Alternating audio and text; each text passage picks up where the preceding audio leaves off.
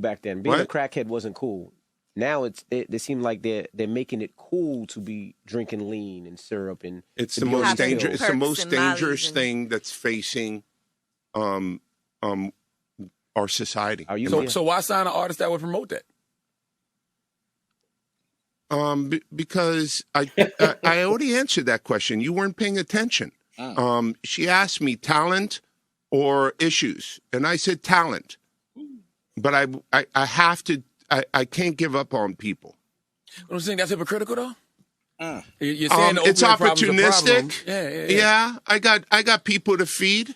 I got a business to run. You're gonna make Dame Dash take this clip and call you a culture vulture. Who's Dame Dash? You know brought who the him fuck up. he I is. don't even know him.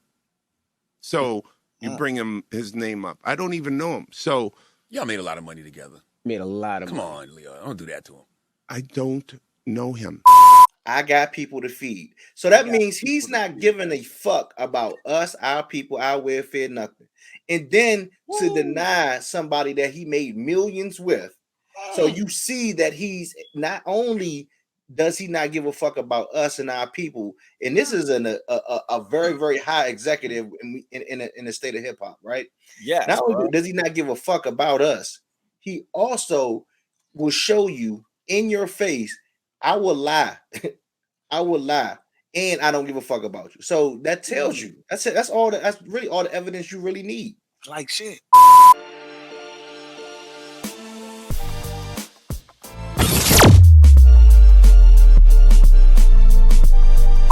What's going on, ladies and gentlemen? Welcome back to the Truth is Controversial podcast with me, your boy Dutch, the creator, and I got my man Bleak over there. What's up, Bleak?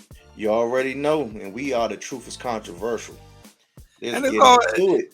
And you know, when we talk about controversial, my man, in the title of the show and what we are, you know, we have to talk about conspiracies. Conspiracies got to come up somewhere, and the conspiracy that we're going to be talking about today, you guys, is the secret meeting that took place in the late 80s, early 90s in hip hop. This man came on the internet early in the 2000s and said that he went to a meeting. And I'm sure a lot of you guys heard about this meeting.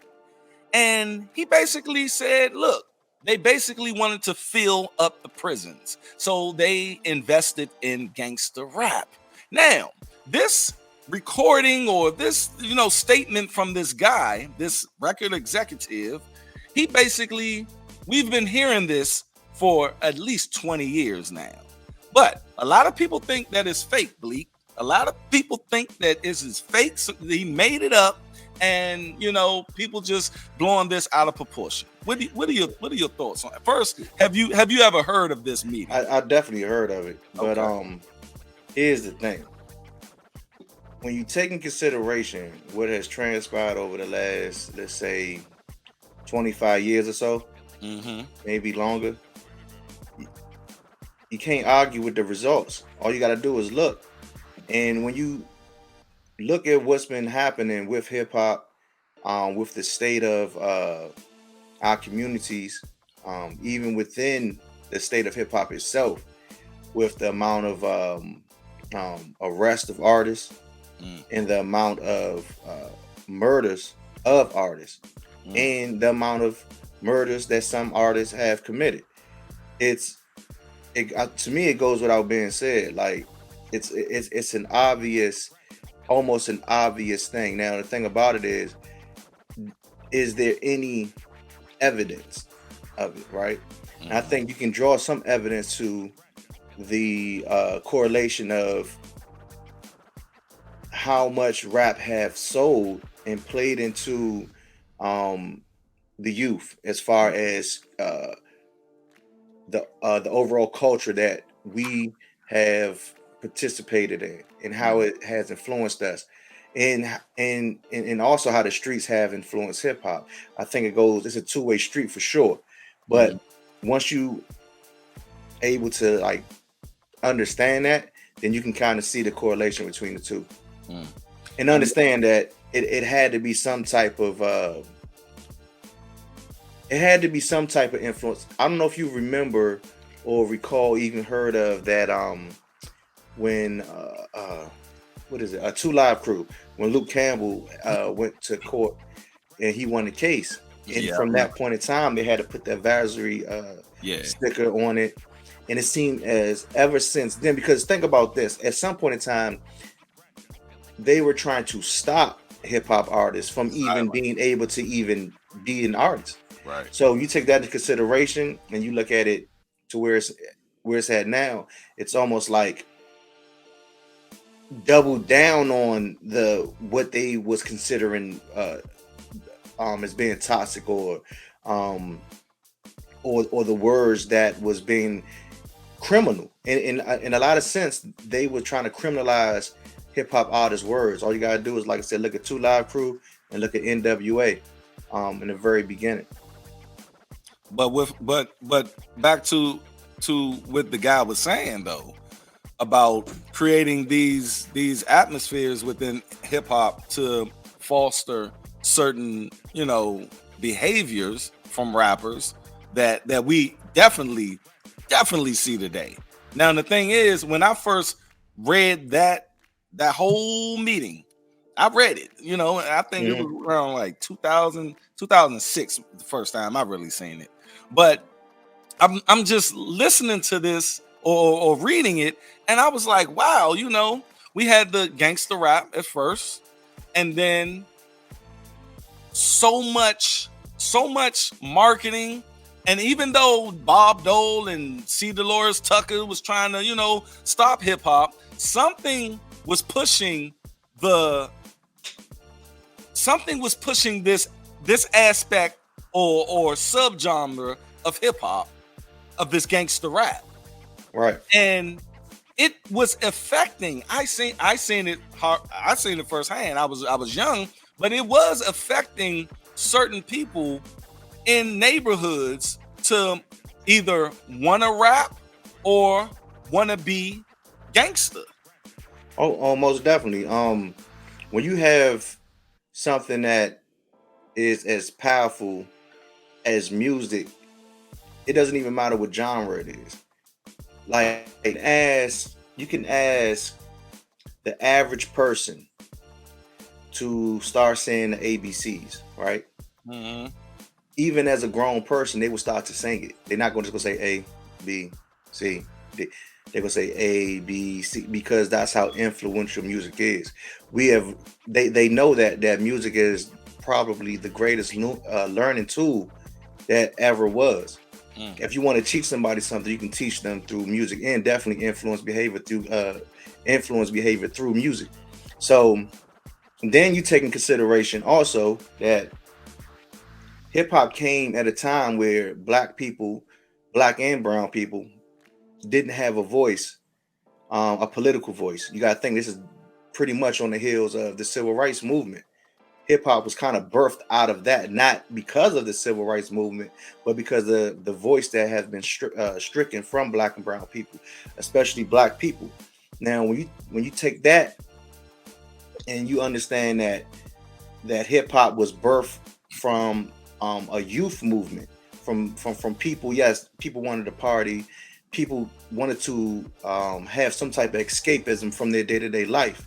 So it makes sense that it would be born from a youthful crowd or youthful culture, and then to be able to speak about what's going on in your neck of the woods and what's going on in your neighborhood. I remember seeing an interview a while back about with Ice Cube saying that rappers are no different than news reporters or journalists, and it made sense to me even at that time that, okay, yeah, because when you hear a rapper from New York, they're speaking as New Yorkers, and they're talking about where they're from. And then, of course, from the West Coast, you hear the same thing, and they're different slang, and they're talking about their neck of the woods.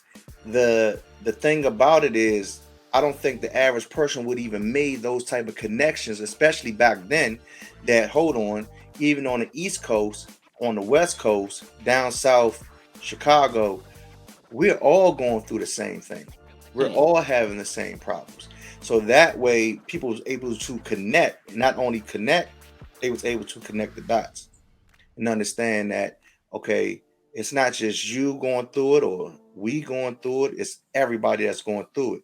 And not letting his voice. And then what started to happen was people started to recognize that it was a lot of money to be made. There's a lot of money to be made in hip hop. And that money aspect came on the heels of what? It came on the heels of the drug trade and the drug wars.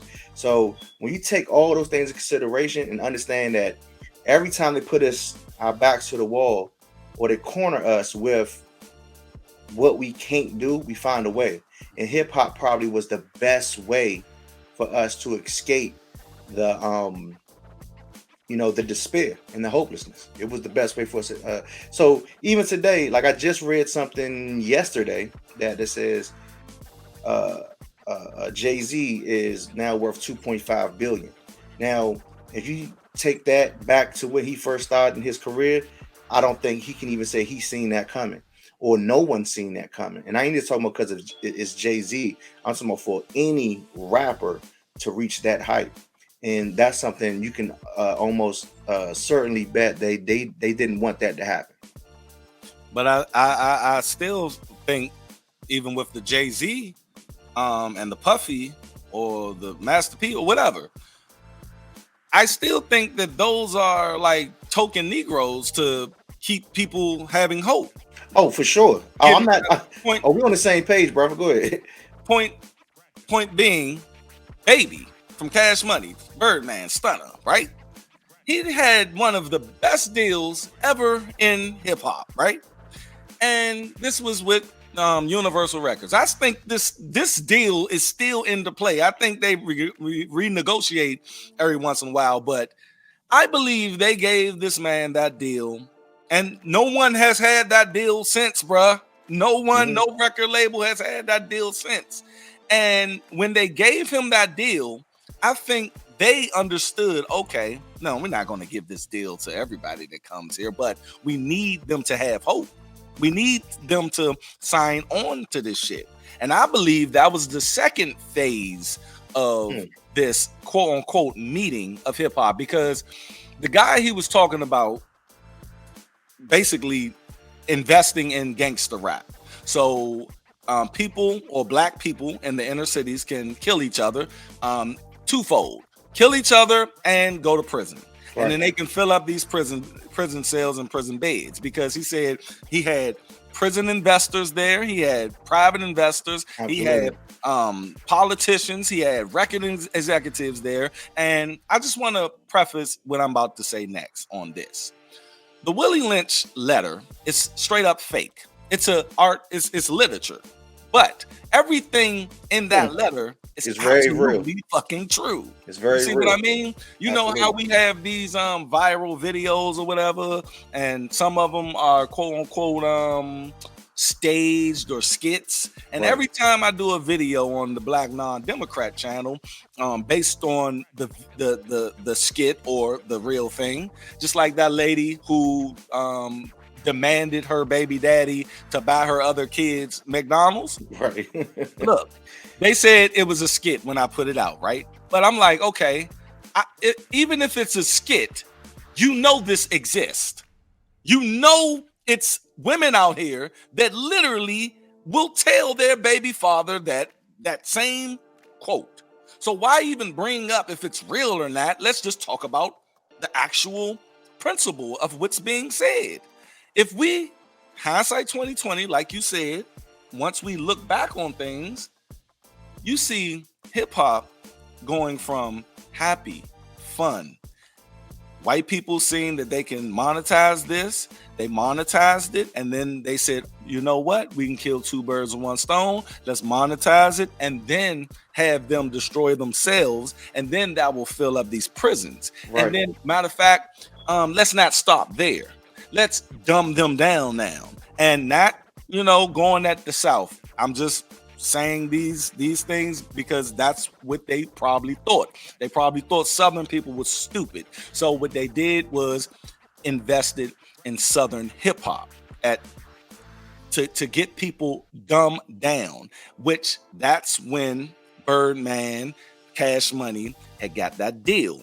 And then let's not stop there. Let's have them not even understand money, understand wealth. Let's bring up this bling bling thing, and then have all of the rappers rapping about their jewelry and all of this, and I fucked your girl and all of this, right? Yeah, let's not stop there. Let's take it to homosexual activity. Let's have these rappers put on dresses. Let's have these rappers do that.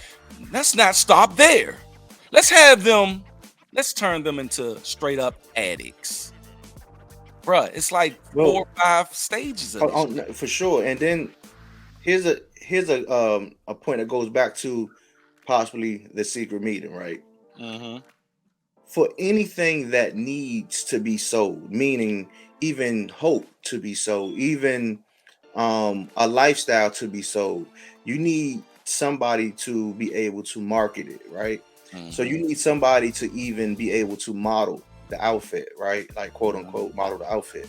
So these rappers, in a sense, have become the marketers and the models for this lifestyle. So when you take that into consideration, again, where we come from, it's hopelessness and despair. People want to aspire to be great, aspire to be something.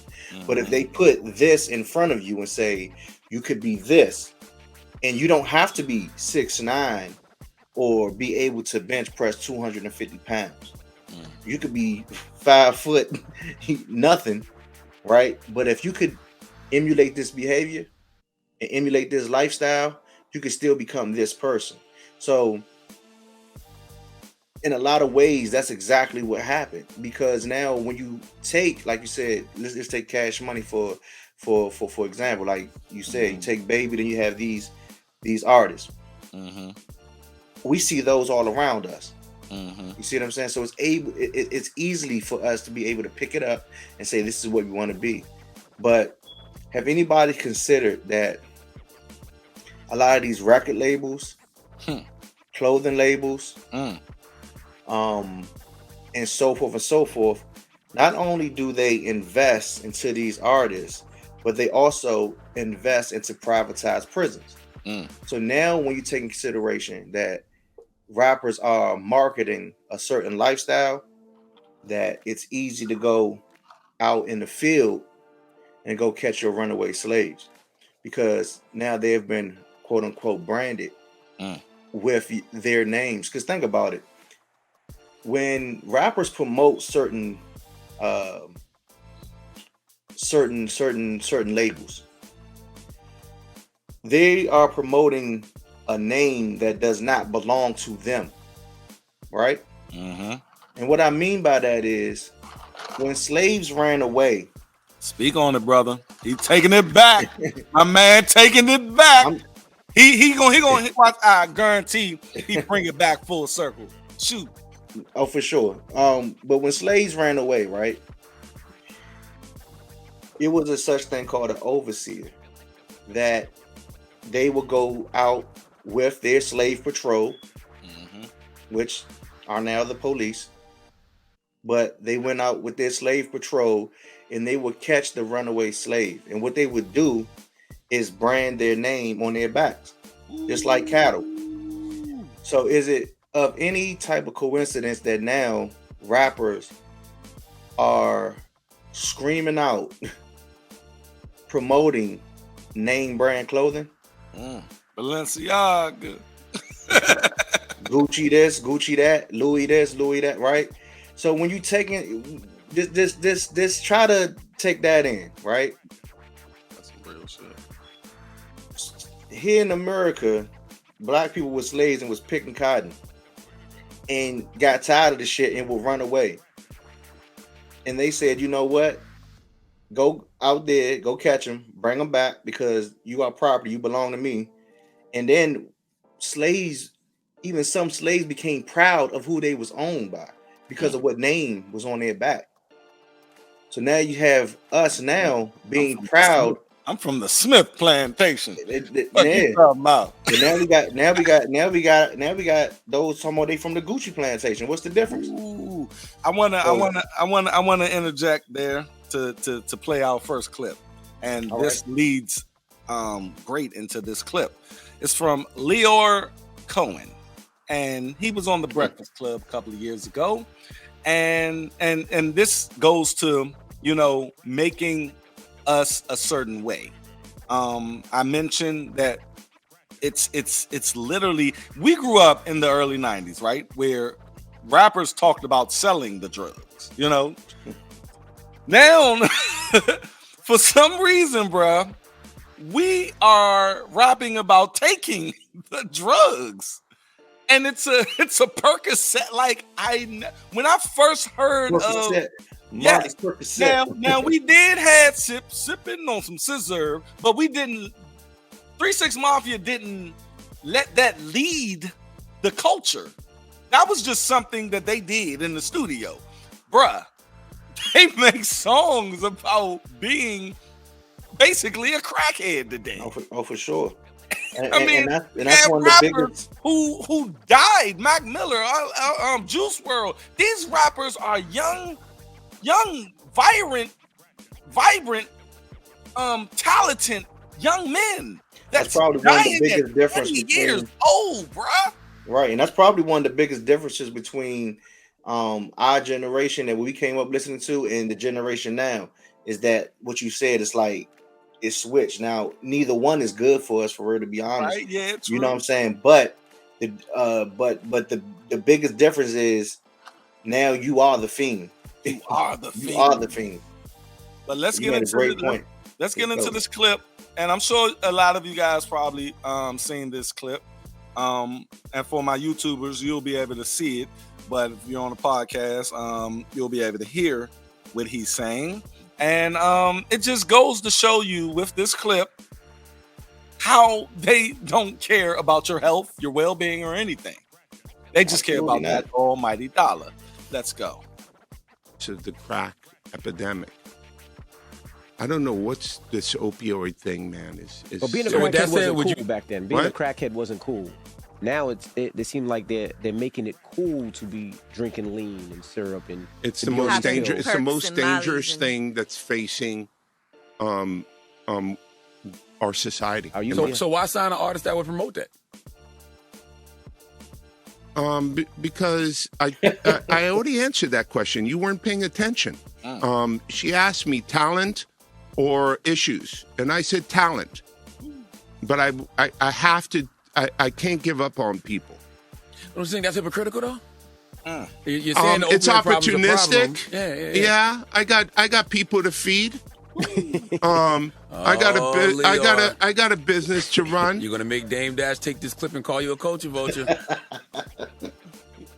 Who's Dame Dash? You brought him up. I don't even know him. So you bring his name up. I don't even know him. So y'all made a lot of money together. Made a lot of money. Come on, Leo. Don't do that to him. I don't know him. What they say in the Bible, baby? Motherfuckers be lying, bro. That's what I'm. You would deny me. Jesus told Judas. He told Judas, you know you're gonna deny me 3 times. No.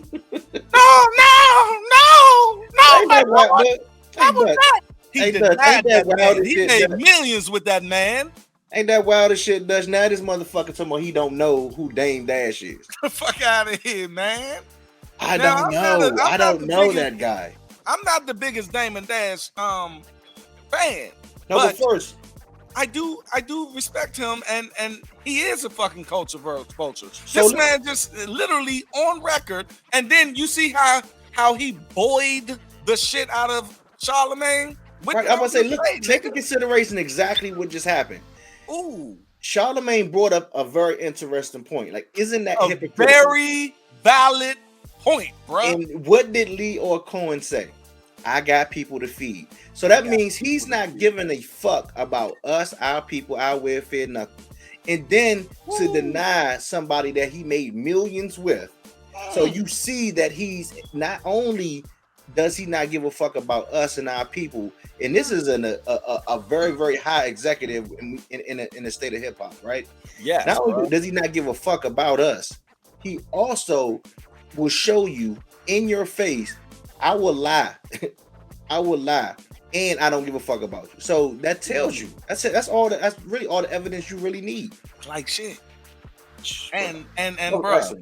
And that's why I created that Mindset of Hip Hop series I have that's on Dutch Talk TV, which you guys can go down in the description box. If you're on YouTube, Dutch Talk TV link will be there where you can look at all of these videos. But like I said, man, the thing about it is, even though, like, first I want to ask you, do you think that guy that put that on the internet in the early 2000s, do you think that was a true, because this is the Truth is Controversial podcast, baby, and we here, baby, and if y'all in here, please make sure y'all hit that like button. Let me go ahead and put that ticker up there for y'all, so y'all remember, please hit that like button. Going to what you said though, but do you think that was an actual real person? You asked me, was it true, right?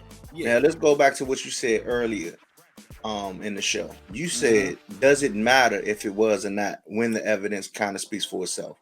To me, it doesn't even matter if it was true or not.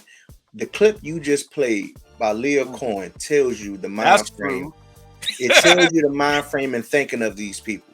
Don't it seem like he was one of the guys that was in the meeting? Now, if it was true, I can bet you that he was in that meeting. I bet you he was in there. So, again, whether it's true or not, you could directly take that clip you just showed and understand the mind frame of these people. So it doesn't even matter if that meeting happened or not.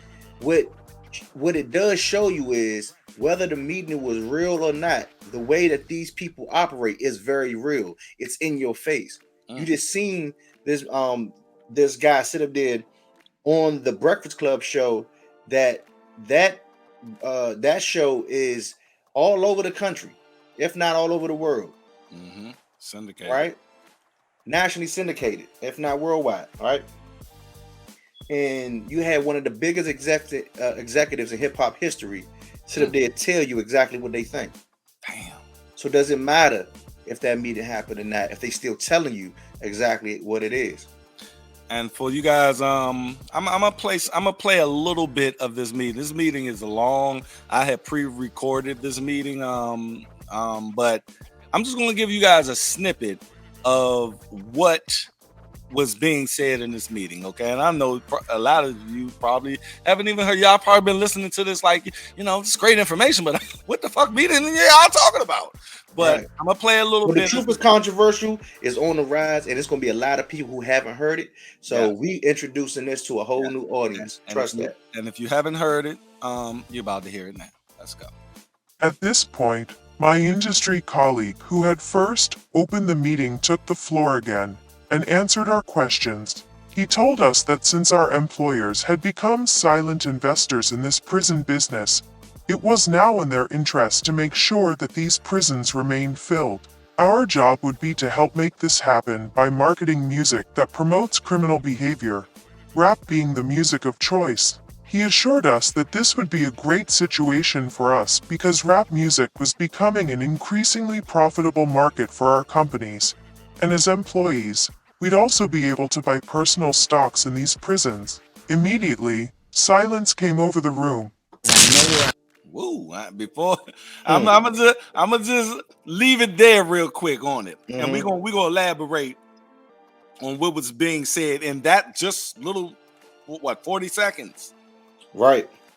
Prison industrial complex, baby. Speak on it. Isn't that what I was just saying earlier?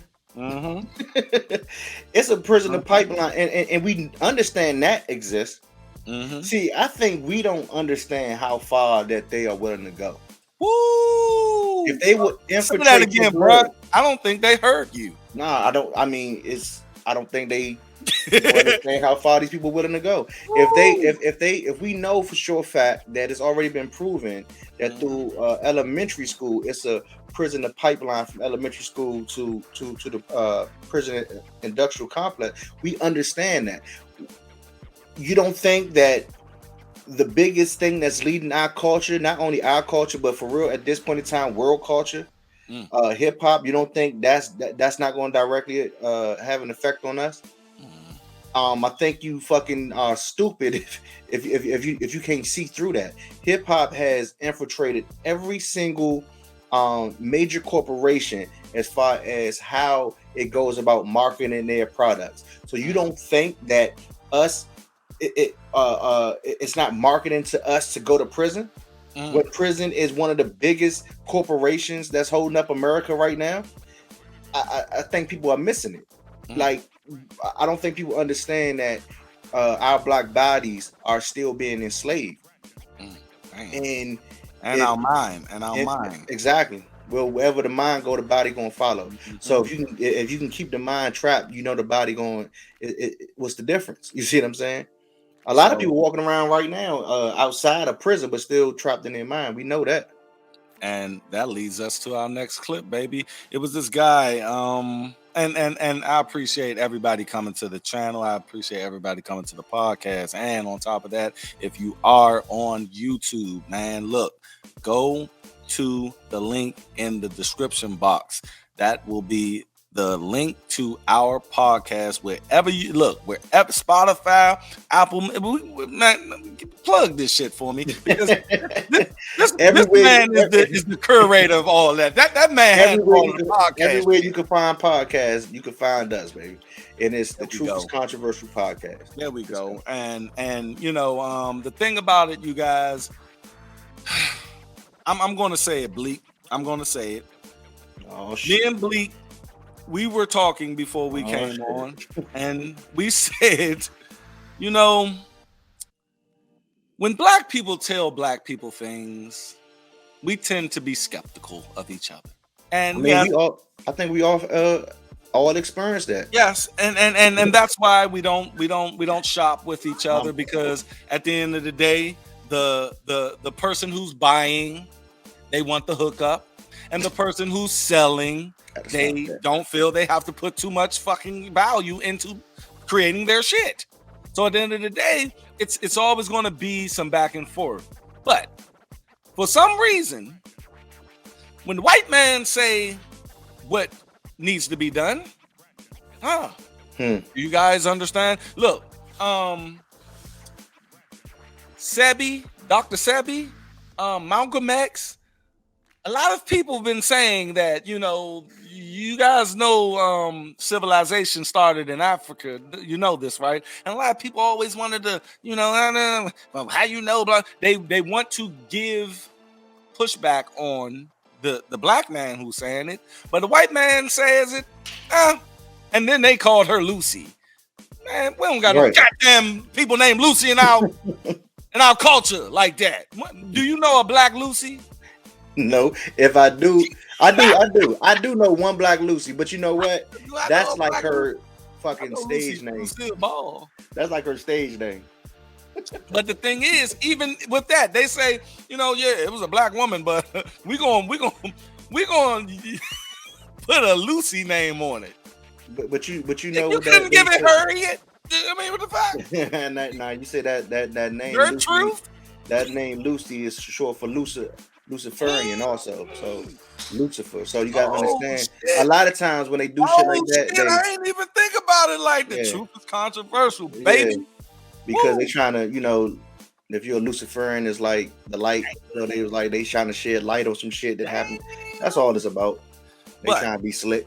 That's all. So if you Negroes out there don't want to take it from us, let's take it from this white man. All right, go. Own sponsors that play the role of hypersexualized, hypercriminalized male. I asked these advertisers, I say, I've got hundreds of songs a day that celebrate killing animals. Will you put them on your station? They said, no. I got hundreds of songs a day that talk about assaulting women and abusing kids. Would you put them on your station? They said, no. I said, I got hundreds of songs a day that talk about murdering blacks. Would you put them on your stations? They said, well, that depends. Depends on what? Who it's done by and who it's branded for. Because if we can get black folks to sing about it and we can brand it for our youngest black audiences, I think there's money to be made. I think there's American appetites to see these people that way. See, this clip a little longer, but so I want to jump in and out of this clip. I ain't gonna let it play. But let's talk about what he was just saying, bro. He said basically, if we want to put out a product to destroy other people, mindset and everything, they ain't going for it. It's cool to do it through hip hop though, but not through these other outlets. They would never allow that, brother. They just said it. They would never allow never. Look, they would never allow even dogs to be talked about. They wouldn't allow animals to be marketed to be killed, even if it's just a song. But for some strange reason, damn, it's okay for young blacks to talk about murdering each other.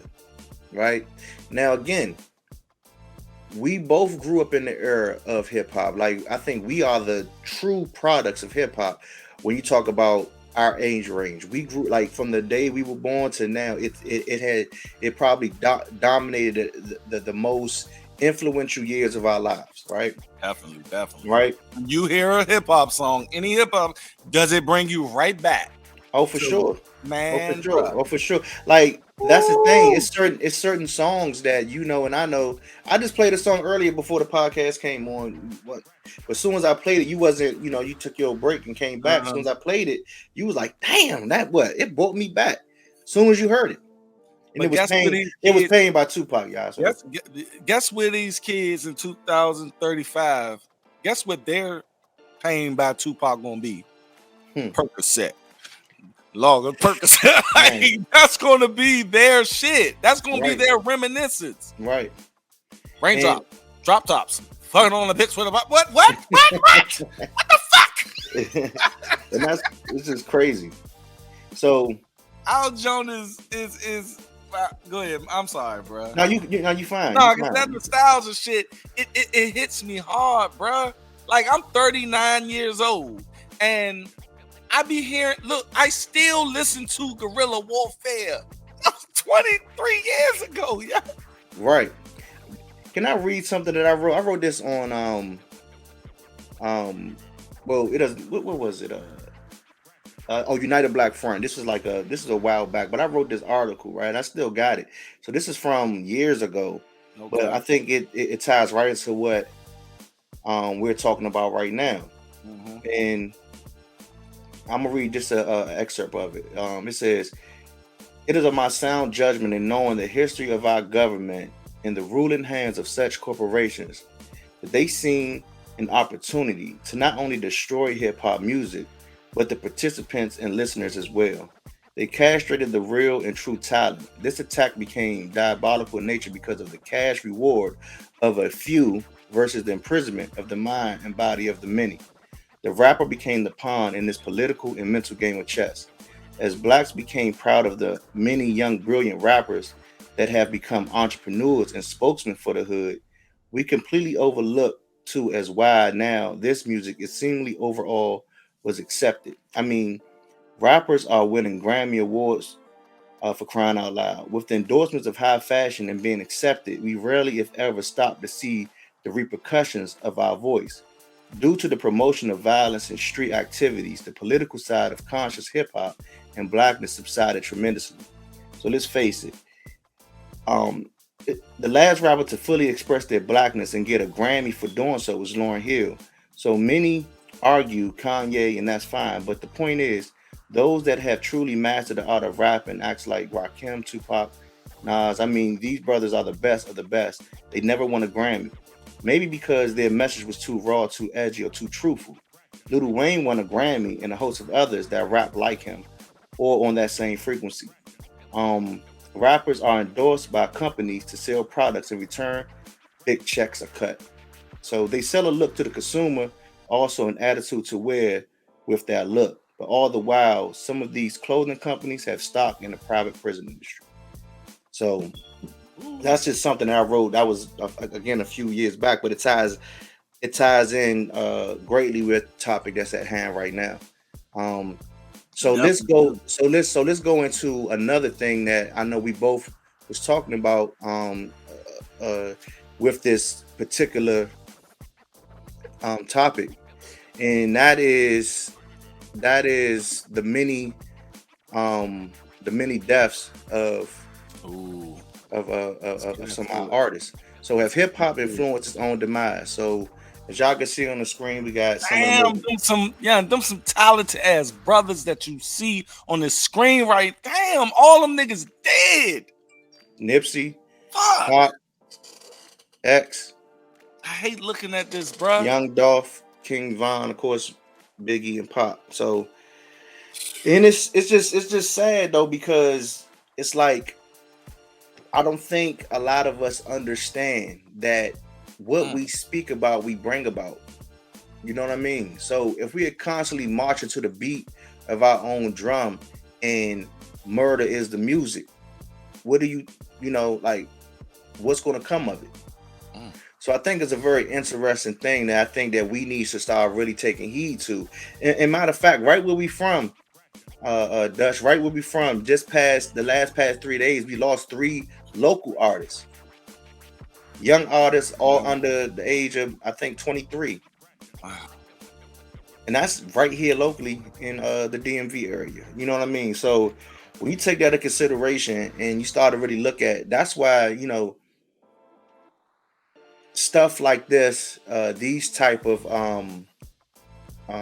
shows are important, because it's speaking directly to something that this music was never meant for. It was never. So to me, yes, sir. Go ahead. Interject for sure. I'm sorry, bro. This shit just okay. I had a record label, right? And I'm not proud of that record label. I'm not proud of the music I produced. I'm definitely not proud of the lyrics that I recorded.